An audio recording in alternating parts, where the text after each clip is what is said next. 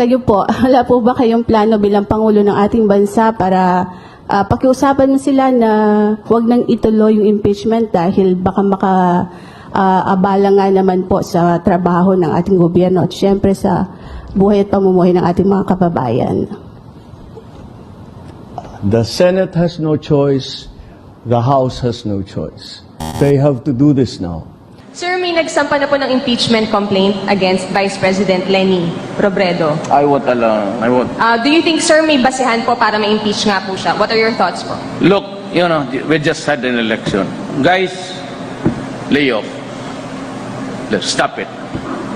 Can do other things, but do not tinker with the structure of government. I will not countenance it. Elected yung tao. So, why do you have to sit just because he keeps on harping on me? Yeah, this is democracy.